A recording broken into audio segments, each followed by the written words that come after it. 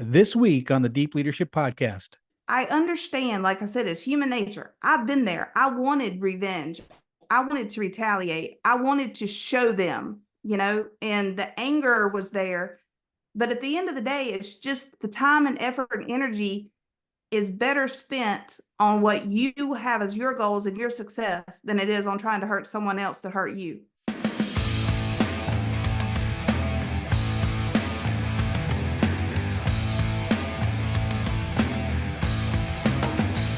This episode is brought to you by the Salty Sailor Coffee Company, the official coffee of the Deep Leadership Podcast. Salty Sailor is a veteran-owned coffee brand on a mission to deliver premium, fresh roasted coffee while making a positive impact in the world. Their motto is drink coffee and do good, which reflects their commitment to making amazing coffee and actively supporting the military community. 10% of every order goes to the Navy Marine Corps Relief Society, an organization dedicated to helping sailors, Marines, and their families in times of need.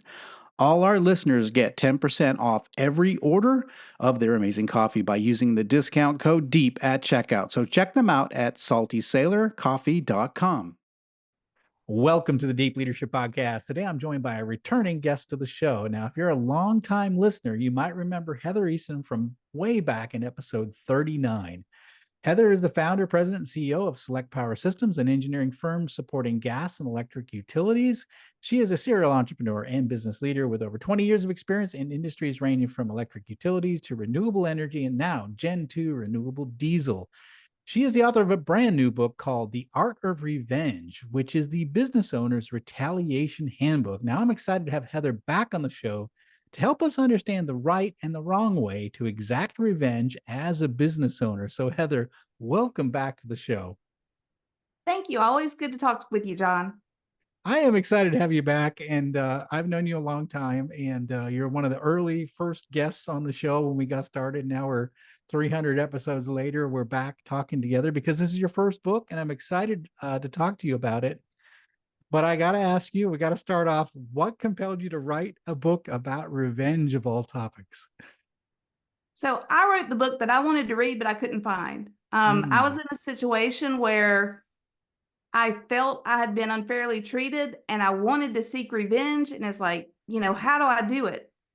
And there wasn't a book out there. So it's like, you know what? I'm going to research it and I'm going to write the book, because if I want to read it, somebody else does.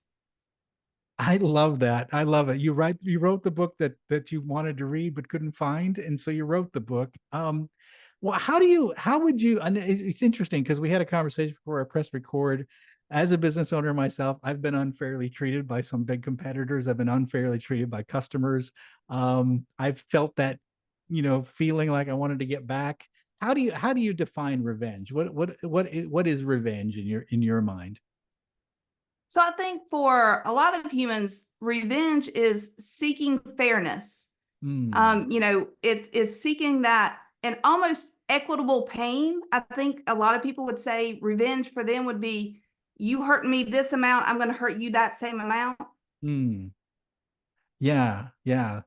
It's interesting. I was thinking about that Frank Sinatra quote that says the best revenge is massive success. The idea that, all right, you did me wrong, but I'm going to do you wrong by being really successful.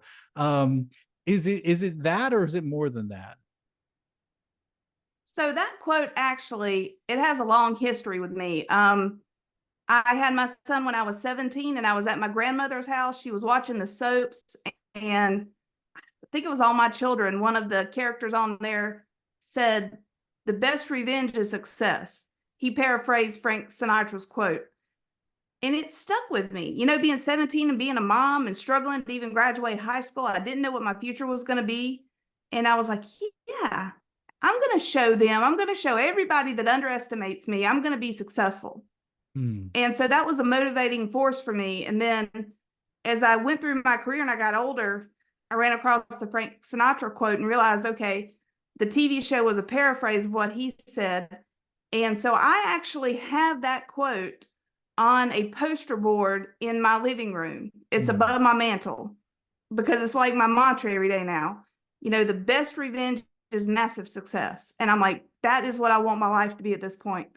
And so that was it had to be the last sentence of the book, because it really sums up for me what the best revenge is. If you really want to seek revenge, be more successful than anybody ever thinks you could be.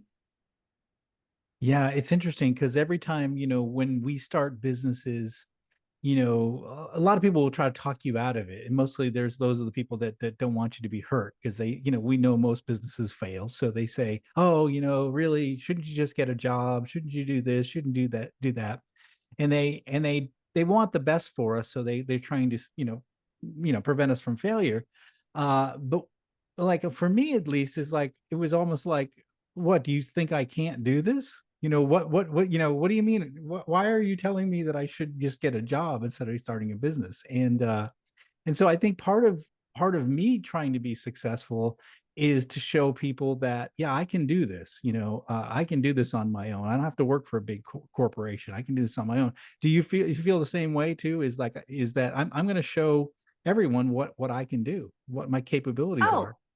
absolutely. There's a chip on your shoulder almost. It's like, you underestimate me and undervalue me, you know, let's see how that's going to work out for you long term. I love that. I love that.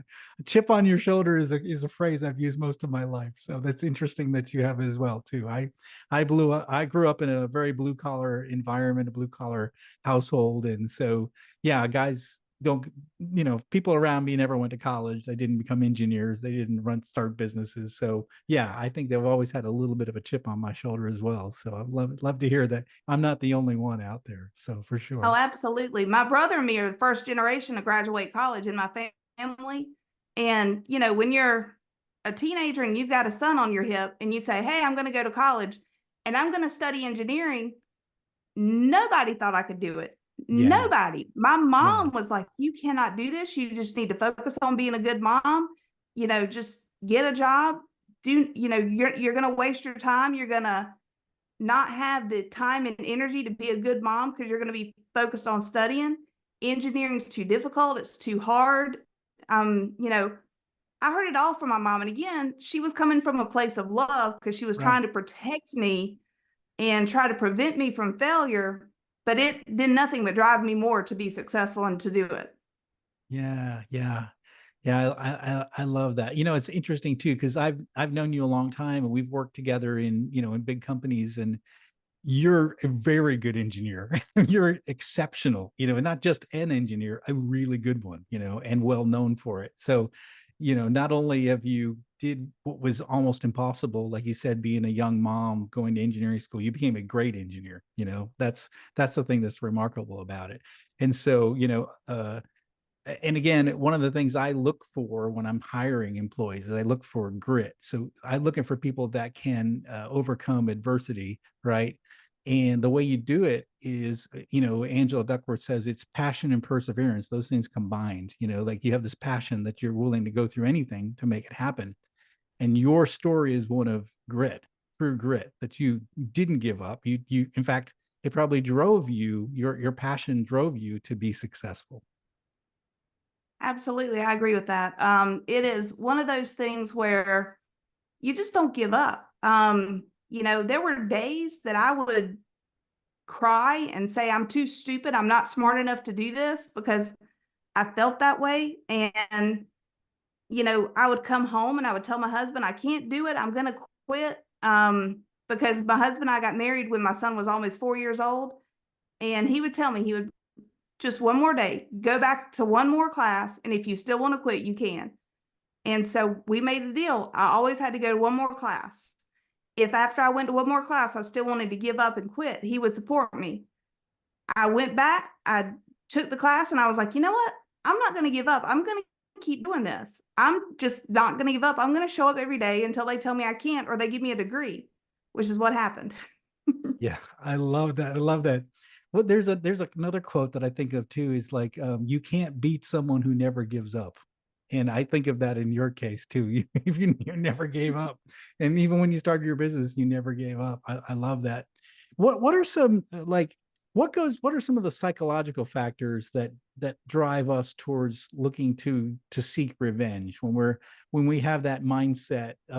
What's going through our minds from a psychological standpoint? So I think revenge is honestly just part of human nature. Anytime we feel like we've been treated unfairly, there's this psychological need to seek retribution and retaliate against the person that, treated you unfairly or did something to you. So I think it's just part of the human nature and the human consciousness to want to seek revenge. And even though the book is titled The Art of Revenge and how to seek revenge and how to, get retaliation, once you read the book, it's really a cautionary tale because when you Mm. get consumed with revenge, you're not focused on success anymore. And so it's like, is it really worth it? Once you start looking into it and seeing, okay, what I can do, what I can't do, how do I do it? And you start putting pen to paper and putting a strategy and a plan in place. In my experience, I've always found it never turned out to be worth it for me. The time and effort was better spent on success than it was on revenge. I love that. Yeah. So your experience through it was probably similar to mine in that I was very upset about something happened. We talked about it before I pressed record, but I had a very large company, a major competitor, sue us, and we were a small company, and just getting started. We weren't even on our feet yet, and they had put a big lawsuit on us, and it was just meant to harass us, and there was no merit to it, but it was very like I had those psychological feelings of like I've been wronged and I want to get right. So we had to get through the lawsuit in which we were successful through, but then it was like I want to get back at these guys, and I think you're right. We can get consumed with the rage or the or getting back, right, and it can take us off mission. Is that what you're saying? Is that what you learned too through this? Exactly. You got to let go of the anger so you can refocus yourself on your goals and your success and not worry about what they've done because I mean, it's just, I understand, like I said, it's human nature. I've been there. I wanted revenge. I wanted to retaliate. I wanted to show them, and the anger was there. But at the end of the day, it's just the time and effort and energy is better spent on what you have as your goals and your success than it is on trying to hurt someone else to hurt you. Yeah, yeah, I think that I learned that as well.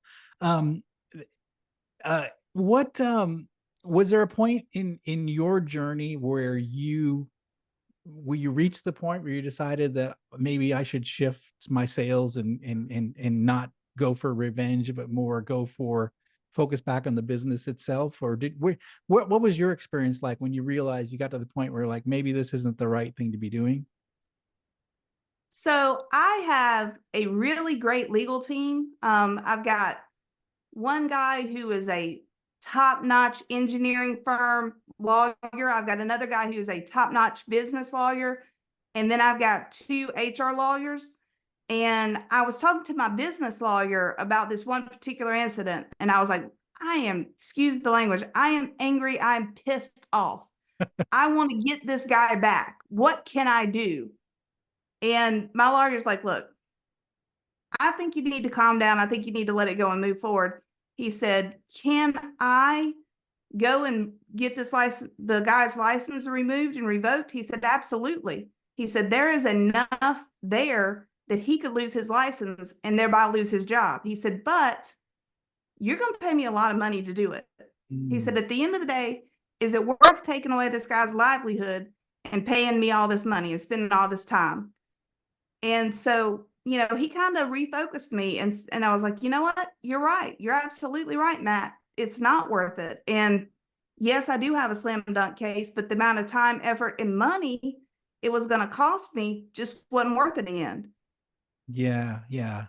Yeah, I think you're right. I think we can get, I think, was there any, like for you, at least personally, was there any relief when you decided to sort of drop it? Was there, like, for example, for my case, there was one individual at that company that was out to get me, right? He hated the fact that I started a company, hated the fact that I hired some of his best employees away from him. He was a bad boss, and that's the reason people left, not because I was stealing his employees, but then he led this lawsuit against me, and I sort of had this personal feeling towards him. And later, after about 2 years after the lawsuit was settled, I still had harbored bad feelings towards this guy. And then one day I just sort of forgave him. I like sort of whatever. I just said, you know what? I'm not going to be consumed with this anymore. I'm going to forgive him in my mind, and I put it away. And it was like one of the best things I ever did for myself, at least, was to just like put it out of my mind. And so I stopped thinking about it. I just let it go. Did you ever get to the point where you did that as well, or do you still hold on to some of those feelings? No, I very similar to you. I got to the point where it was like, you know what, it's just not worth it anymore. I've got to be able to forgive and move forward. I'm never going to forget. I'm not going to let Mm, myself be exposed like that in the future. I'm never going to let myself be in a position to be taken advantage of or treated unfairly or illegally in this particular instance. I'm not going to allow that in the future. I'm going to learn from this incident and I'm going to get better. But I realized that I didn't have the bandwidth to harbor the hatred and resentment toward him anymore. And I was like, you know what? I've just got to let it go and move on and live my life the best I can and just wish him well, but no contact, learn the lesson, move forward. And it was that was lifted. It was like, a fresh breath of air the next day after I had processed all this. And I was like, you know what? It's okay. And it's amazing how God or Mother Nature or whatever your particular deity is, it's amazing because you're allowed almost to see the karma retribution. And so as I sat back and I lived my life, then I get the phone call from the mutual friend. Hey, did you hear such and such happen to this person? mm, You know, no, I didn't. Man, I hate that for him. And at that moment, I really did hate it for him. I mm, hated that he was going through a bad time because just as another human, you don't want anybody else to suffer. Even if he made me suffer, I didn't want him to have to suffer. But it was nice that I got to see that karmic retribution come through without me being part of it. mm. Yes, yes, yeah, um, yeah. Uh, the world, the world has a way of getting after people who have bad, who are going through life hurting other people. Somehow, it always seems to get back to those people. You almost don't need to do anything because nature has a way of finding those people and things get worked out. Because same thing happened in my case as well, too, for certainly. So for those listening in, we have a lot of business owners, entrepreneurs that are listening in. What are some advice to those people when they start harboring these feelings, like they're someone does something wrong, another company, another vendor, or a customer, an employee, and they feel like they want to go out and get and start go after them and get revenge. What would some advice you would give them from your experience? From my experience, so I'll be honest, when I first have something happen to me, I am too emotional to be an adult. I'm very immature in my response initially, so I have to quarantine myself. But give me a day or 2 days, and I've kind of calmed down and cooled off. And then at that point, I'm like, okay, let me talk to that person. A lot of times, if you can talk to them and you can say, hey, this is how it made me feel. Not you did this to me, you attacked me, don't be confrontational, but say, hey, this is how what you did made me feel. And then a lot of times that'll open a conversation and then you can find mutual ground and you can understand from them why they did it, or they'll apologize a lot of times and they'll say, you know what?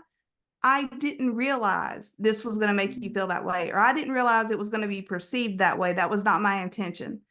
And then they'll apologize. And I don't know, there's something cathartic to have someone say, I understand what you're saying, and I'm sorry. That was not my intention. And that really helps the processing to get past the need to seek revenge. Hmm.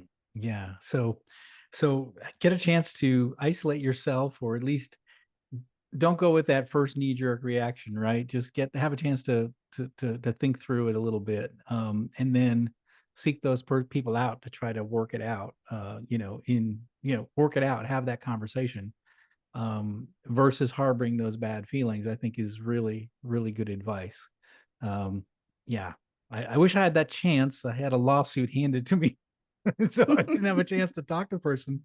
I tried to. We were trying to do the settlement. I wanted to just have a conversation, but he never showed his face in any of the meetings, and which was sad. It was too bad. So I would have liked to have had a final conversation, like man to man or person to person, but it didn't happen. So Yeah. Well, I think he's what, an hour and a half from you now? I mean, you could always drive up and take him to lunch one day.